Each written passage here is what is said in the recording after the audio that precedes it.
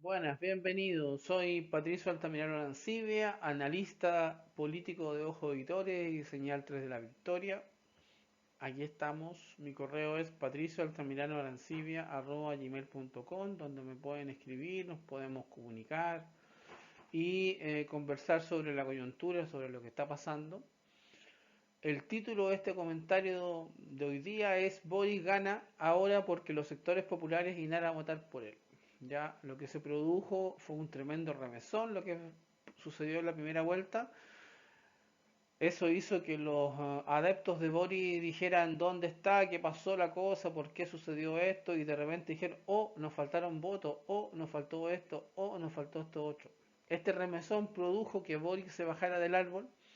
De hecho, en su campaña de televisión, la campaña pública que sale en las tardes, no aparece mucho la imagen del árbol, ahora aparece un Boris en terreno, un Boris que producto de este remesón se puso a hacer trabajo electoral un poco más atingente a la coyuntura que estamos viviendo. Y pasemos una gráfica que nos apoya en lo que estamos diciendo. eh, Entre la segunda vuelta presidencial que ganó Piñera y el plebiscito, la participación social aumenta y aumenta porque va la dinámica social, la dinámica de lucha, la dinámica eh, de demandas sociales activas en la sociedad chilena entre el 2017 y el 2020 aumenta, logra espacios de acumulación, tomas de espacios públicos, de las calles, las plazas, una serie de lugares, y eso genera que se produzcan 3 puntos de participación. Fíjese, solo 3 puntos de participación que generan un tremendo cambio, una sensación de cambio. Luego, del 2020 al 2021, esta situación cambia y esta gente que fue masivamente a votar por el apruebo no fue a votar masivamente, como usted ve entre esta línea y esta otra línea, hay gente que deja de ir a votar. O sea, los constituyentes no fueron de la misma forma atrayentes para estos votantes del apruebo y se redujo mucho la participación, si usted se da cuenta. Luego hay un repunte, pero este repunte no logra ser tan significativo y tan importante como ponerse a la altura del apruebo. Por lo tanto, hay un sector de la población que, si bien está por la movilización social y está por el apruebo, está por ese proceso, no está por la forma en que se ha implementado y tiene una posición crítica al respecto. Y esa posición crítica se expresó en que no fueron a votar mayoritariamente por la constituyente y no fueron a votar mayoritariamente a la primera vuelta presidencial. Eso no quiere decir que ahora no vayan, lo más probable es que vayan porque el remesón lo produjeron ellos, los que no fueron a votar y no se sintieron atrayentes por las opciones partidarias que se dieron, o por las opciones de los independientes también, o por las opciones de Boric y de los candidatos de izquierda que se presentaron. ¿Ya? Veamos qué pasó en las comunas. Esto no fue así en todas las comunas. Veamos. Ahí está la gráfica que muestra la región metropolitana donde se produjeron las mayores transformaciones y los mayores cambios, ¿ya? No sin el resto de las regiones del país. Vemos ahí de color morado, azul. Esto hay que aclarar que es una gráfica que nos ha puesto al servicio de las redes sociales Tomás Araya Lepe, ya, y que le reconocemos todo su aporte a esta situación, así que un saludo para Tomás Araya Lepe por su gráfica, por su parte cartografía. Ahí nos muestra cómo la clase alta de las comunas del rechazo fue a votar mayoritariamente sobre el 60%, sobre el 69%, llegando casi al 70% en algunas comunas del rechazo. ¿Ya? En cambio, el color verde, un poco más intenso, representa ciertos sectores de capas medias que fueron a votar, aunque llegaron solo al máximo del 55%. Los colores verdes, un poco más pálidos, fue mucho menos, y los colores amarillos, muchísimo menos. Entonces acá está el problema. Los sectores populares se replegaron y no fueron a votar. Ya vimos en la constituyente y en la primera vuelta situación. Entonces esto hace un remesón en la constituyente, hace un remesón al proyecto de Boric, no solamente al proyecto de Boric, sino también a lo que está sucediendo con la constituyente, porque no está a la altura de lo que quieren los sectores populares, lo que quieren de cambio, ¿ya? Vamos a ver, entonces esto remeció la posición y por lo tanto estos sectores populares que no fueron a votar por Boric en primera vuelta, que probablemente lo van a hacer para ir a derrotar a Kast, para aguarle la fiesta a la derecha, hicieron un golpe de timón diciendo nosotros no hemos votado, ojo, nosotros no nos hemos pronunciado, no se olviden de nosotros, de nuestras demandas, ¿ya? Veamos lo que pasó en este mismo escenario. Ahí está puesta la gráfica nuevamente de Tomás Araya Lepe. Le agradecemos esta donde nos muestra las comunas que están donde ganó Kass y las comunas donde ganó Boric. Ahí se ve claramente que desde el punto de vista poblacional, Boric tiene victorias en comunas donde tiene mayor población, pero no ganó porque en esas poblaciones la gente no fue a votar masivamente. Entonces, las comunas donde ganó Kass, la gente fue a votar mayoritariamente, superando el 60%, que son las comunas del rechazo, más Providencia, La Reina y Colina, ¿ya? El resto de las comunas, a pesar de que ganó Boric, la cantidad de gente que fue a votar en esas comunas no fue sustantivamente significativa para producir y seguir produciendo los cambios que este país requiere. Entonces esta primera vuelta es un remesón que esperamos que en la segunda vuelta esto se revierta y veamos que en esta misma situación se puede mantener esta misma gráfica, pero el resultado va a ser distinto porque el color verde va a representar ahora una participación más alta, ya que lo vamos a ver recién el 19 de diciembre donde se va a dar esa votación. Entonces, metámonos en Vitacura. Vitacura, que es la comuna de clase alta, ¿cierto? Ahí vemos que en la segunda vuelta del 2017 la participación fue más alta, por lo tanto la clase alta se moviliza masivamente para las elecciones presidenciales y no así, como se puede ver, para el plebiscito. Fue a votar menos gente porque no es algo que les interese, no es algo que los llene, no es algo que les acomode, ¿ya? Fueron obligados a ir a ese plebiscito para evitar el desastre del derrocamiento del gobierno de Piñera, y no solo del gobierno de Piñera, sino que del sistema de dominación completo que estaba en bastante complicación, ¿cierto? El 15 en noviembre, cuando se firmó ese acuerdo. Ya posteriormente, masivamente, tampoco fueron a votar por los constituyentes, se puede ver ahí, ¿ya? Un leve repunte, ¿cierto? Un repunte que casi llega a la situación de primera vuelta que vivimos ahora, ¿cierto? Pero si usted se da cuenta, no logra el mayor impacto que tuvo la segunda vuelta entre Piñera y Guillé, ¿cierto? Que se dio anteriormente y por lo tanto se ve que la derecha puede inclusive sacar un poco más de gente a votar en esas comunas. Como vemos, no obstante esto, es importante destacar que el color amarillo ahí representa los movimientos sociales, está puesto en ese color para que resalte, y se ve que a pesar de que los movimientos sociales tuvieron una vasta convocatoria, no lograron movilizar a los no votantes. ¿Ah?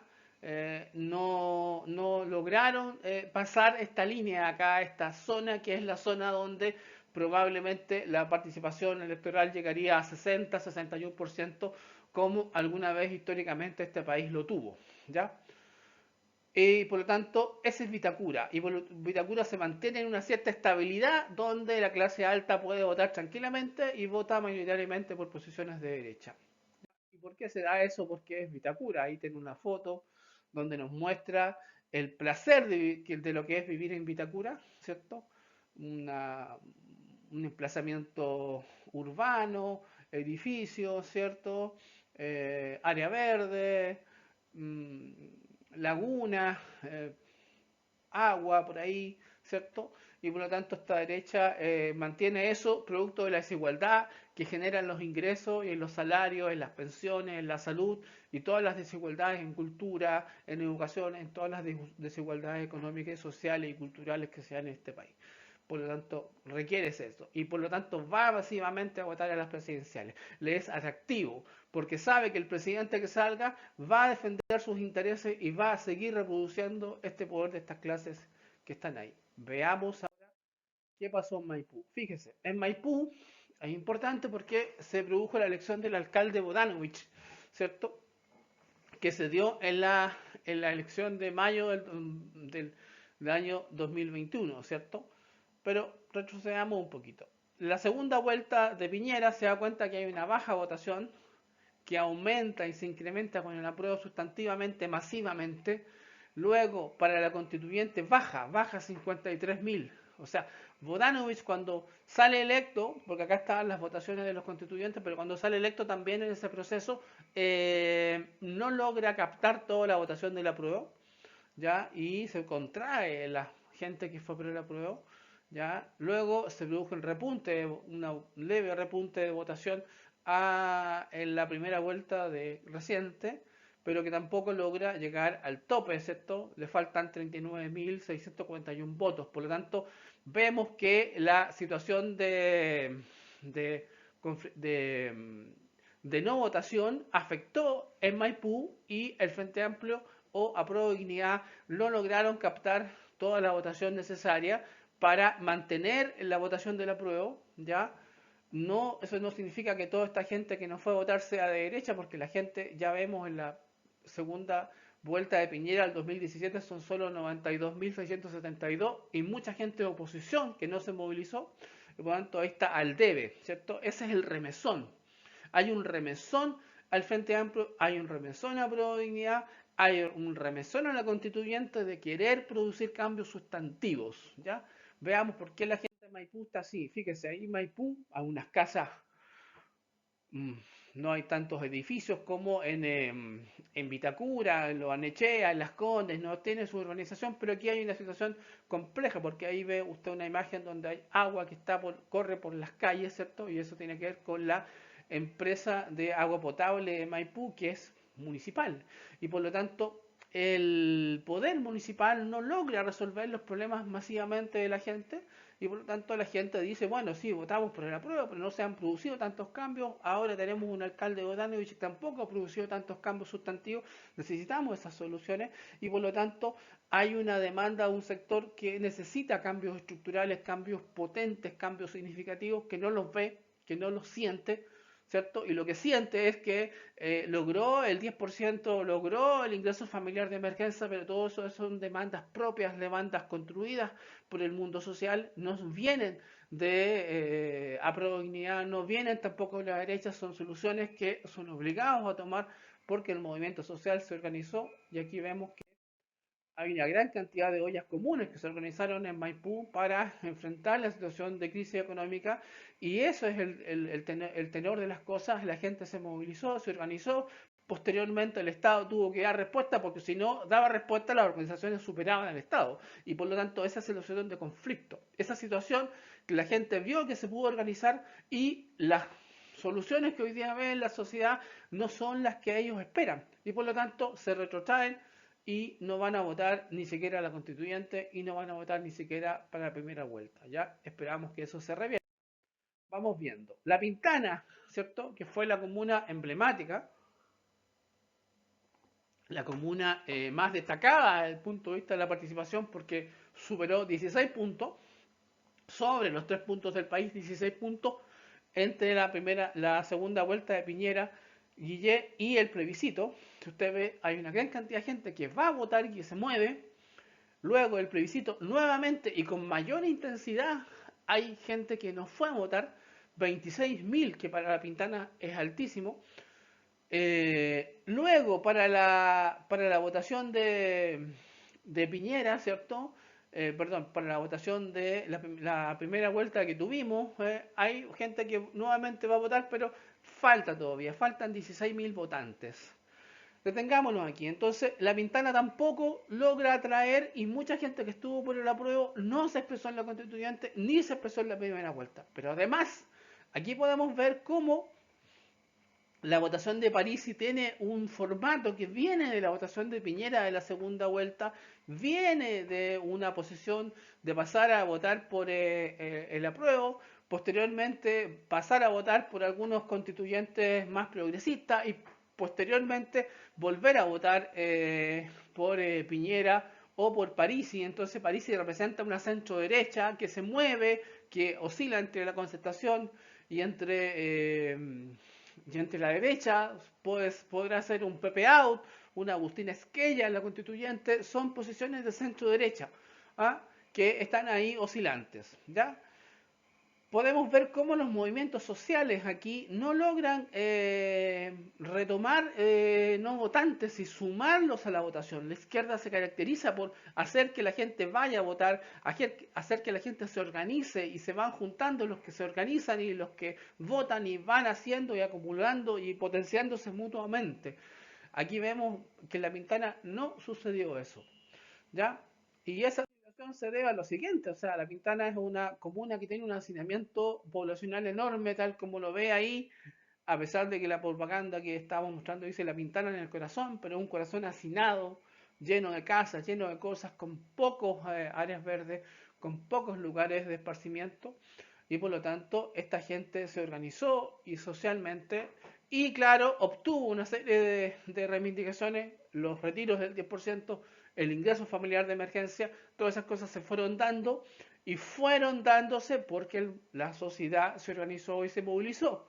No porque los partidos, no porque la clase dominante quisiera hacerlo, tuvo que hacerlo obligadamente. Por lo tanto, esa gente está ahí latente y probablemente va a salir a igual a la fiesta acá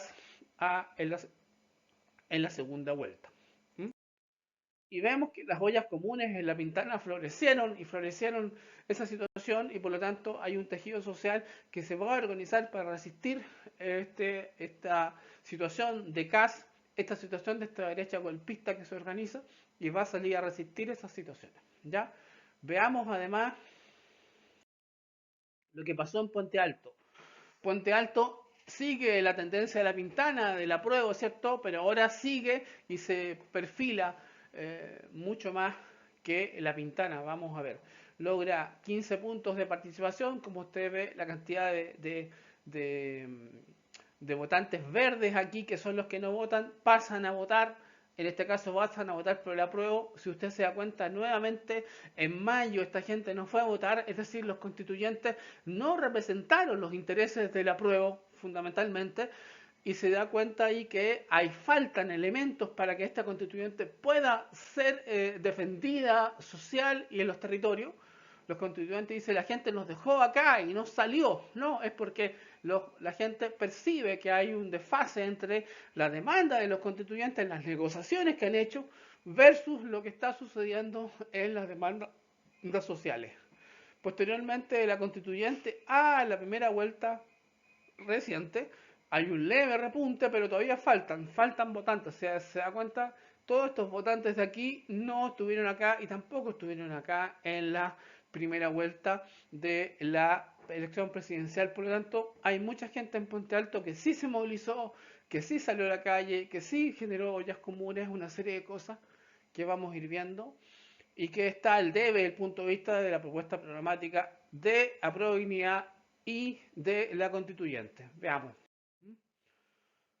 Puente Alto, ¿cierto? Fuertes protestas sociales, fuerte dinámica social, una enorme, mucho más que en La Pintana, mucho más que en otros lugares de las comunas del país, y por lo tanto se genera esta situación, ¿ya?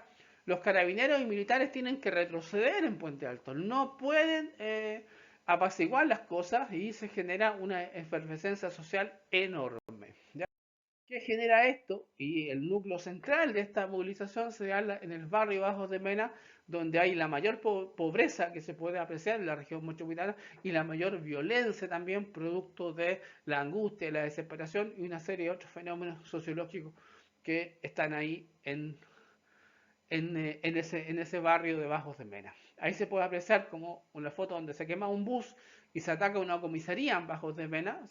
Los carabineros en Bajos de Mena no es la misma función que ocupan en otras comunas de la región metropolitana. La relación entre la sociedad civil y los carabineros en esas comunas de extrema pobreza es muy distinta. Son otro tipo de situaciones, ¿cierto? Los carabineros no se ven ni se visualizan como protectores de la comunidad. Eh, Aquí hay un supermercado que fue saqueado y que posteriormente no prosiguió su actividad económica y salió y Bajos de Mena quedó sin supermercado, ¿ya? Y por lo tanto eso solo expresa la desesperación por sectores que necesitan alimentación y que probablemente por esa misma situación llegaron a estos niveles de violencia, tal como se puede apreciar.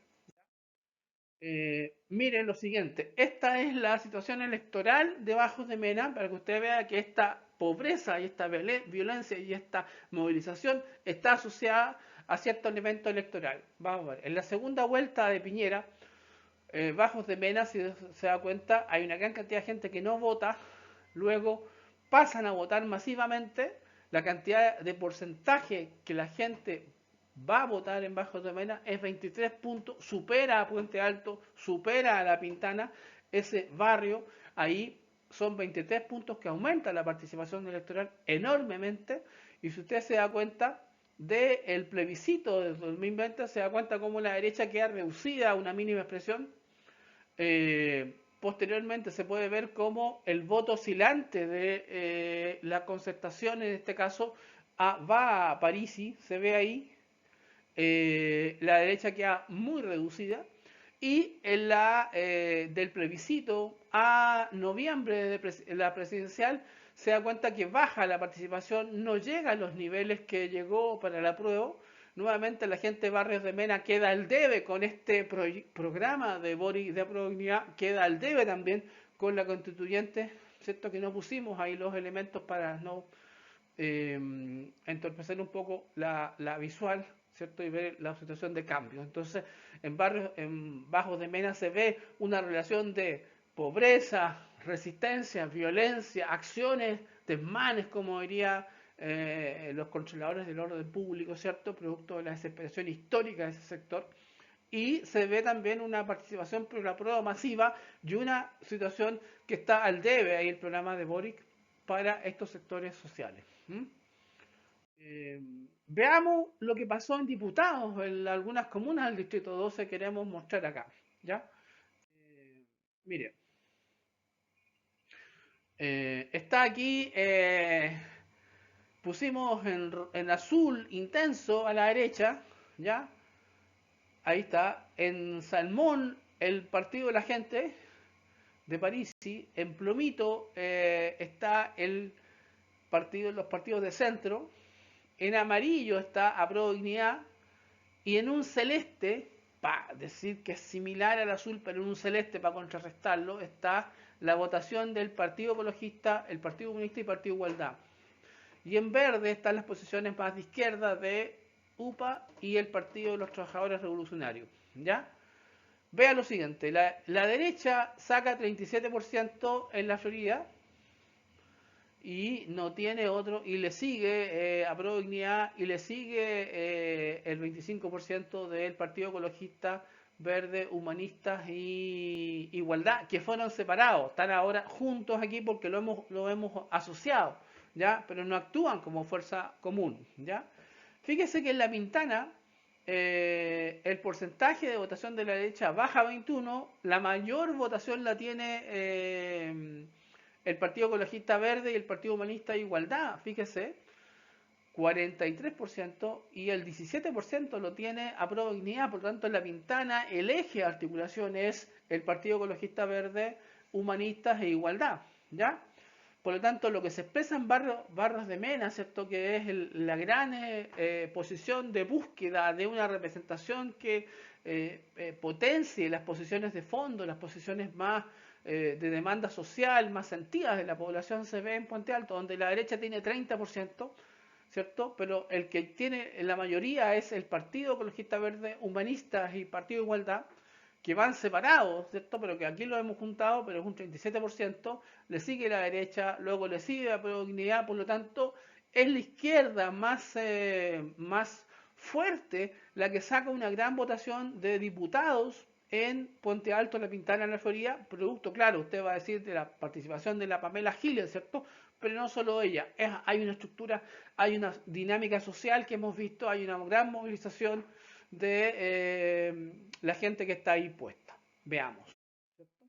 Fíjese acá, vamos a ver el Partido Ecologista Verde, Humanista más Partido Igualdad en todos los distritos. Fíjese que en el distrito 12, que ya vimos, es el 33%. Y salta al 15% en la granja, el distrito 10, pusimos la granja para ubicarnos geográficamente. El distrito 14, ¿cierto? La zona del Algüe, el distrito 13, el bosque y baja. O sea, es impresionante cómo el eje de arraigo del Partido de Igualdad, Humanistas y Ecologistas Verdes se da en el Distrito 12 y se da en ciertas comunas del Distrito 12, ¿ya? Sigamos. Aquí hay un joven, ¿cierto? Que es Matías Toledo, que fue candidato a alcalde en mayo, ¿cierto? Y posteriormente fue candidato a diputado en noviembre, hace poco, ¿cierto? Y él dice que ahí sale cuando va a votar y él dice que todos tenemos a alguien que nos represente, la papeleta es muy grande, hay que salir a votar. Y por lo tanto, Matías Toledo es la figura de articulación del Partido de Igualdad en la comuna de Puente Alto, en el Distrito 12, y Matías Toledo no es un ser tan mediático como Pamela Giles, pero ha acumulado una cantidad de fuerza junto a otros candidatos a concejales que sacó el Partido de Igualdad y ahora recientemente que sacó candidatos a core. Por lo tanto, ahí hay un eje de articulación potente. ¿Qué tenemos? La revolución social electoral se arraiga en Puente Alto, en el Distrito 12 y en la zona de la Araucanía. Desde esos territorios se enfrenta Piñera acá y a la derecha chilena. Está arraigada territorialmente, ya hizo anclaje territorial, ¿ya? Y por lo tanto, lo que está en juego es hoy día el Partido Humanista que ha ilegalizado el Partido Ecologista, que ha ilegalizado el Partido Igualdad, que ha quedado ilegalizado. Si estas tres fuerzas sacan cálculos electorales, se dan cuenta que en el Distrito 12 tiene una fuerza impresionante, pero que solo la pueden consolidar si van unidos, si logran hacer una alianza y reinscribir un partido que acoja esas tres tendencias y otras más, y por lo tanto ahí está en juego esa situación, ¿ya? Y lo mejor que representa el Distrito 12 y la comuna de Puente Alto, Bajos de Mena, es musicalmente Los Panteras Negras y su canción Insurrección Periférica. Lo hemos puesto acá y para que usted busque esa canción, la ponga, la escuche, donde se ve cómo desde la periferia se generan resistencia. Y esa periferia es Puente Alto, Bajos de Mena, es La Pintana, es Observatorio, en la zona que está ahí, y una serie de otras comunas y poblaciones de la región metropolitana que son periféricas, ¿cierto? Y esta situación periférica también se da, pero con mucho más fuerza, con mucho más arraigo, la lucha que lleva el pueblo originario de los mapuches, ¿cierto? En la Araucanía, con su resistencia, ¿cierto? Y sus organizaciones, que está. Entonces tenemos una relación de insurrección periférica total en la Araucanía y se está anclando y desarrollando en la comuna de Puente Alto y en esta zona. Ahí nos muestra a Héctor Yautulum, que dice que la violencia de la Araucanía es resistencia, no es lucha armada. Ellos se defienden históricamente frente a un ejército invasor que viene desde el 1540 ocupando sus lugares, ¿cierto? Y por lo tanto, ahí tenemos. Entonces, ¿qué es lo que tenemos? Más allá del triunfo, Boris sí va a ganar, porque esta gente va a ir a votar igual por él, aunque no esté de acuerdo con él, aunque no le crea, va a ir a votar. Pero lo que viene de fondo es cómo enfrentamos el golpismo de la derecha. ¿Cómo logramos hacer que Boric sea un candidato presidencial que defienda los intereses más sentidos de estos dos lugares? Boric no tiene una relación directa con la situación de la Araucanía, no se relaciona con ella, no lo dice, tampoco se relaciona con la vivencia de los espacios periféricos de la región metropolitana, y es desde ahí donde van a ir a votar por él, aunque no estén de acuerdo con él. En la Araucanía igual va a ir gente a votar con él en las zonas de Mayeco, las zonas de Arauco, donde rige el estado de emergencia, ¿cierto? Que es un golpismo latente. Y por lo tanto, eso es lo que está en juego. Ya lo que estamos diciendo es que los sectores populares que no fueron, los sectores populares que fueron a votar mayoritariamente por el apruebo, y que no fueron a votar mayoritariamente por la constituyente y que no fueron a votar en primera vuelta por Boric, ahora sí lo harán, ahora sí saldrán y podrán hacer el golpe de timón que ellos quieren. Y es decir, nosotros los sectores populares en esta segunda vuelta estamos dando un golpe de timón y estamos diciendo que esto va a cambiar. Y va a cambiar no porque lo vaya a desarrollar Boric, sino porque lo van a desarrollar grupos desde esta insurrección periférica, tal como está reflejada en la canción de los Panteras Negras. Ya, saludos, nos estamos viendo, ha sido un gusto. Patricio Altamirano, analista de Ojo Editores, señal tras de la victoria. Me pueden escribir a patricioaltamiranoansibia@gmail.com. Ha sido un gusto estar con ustedes y haremos comentarios después del 19 de diciembre para saber si estas hipótesis, si esta insurrección periférica se expresó en esta segunda vuelta electoral. Esto ha sido todo. Muchas gracias. Nos estamos viendo. Saludos.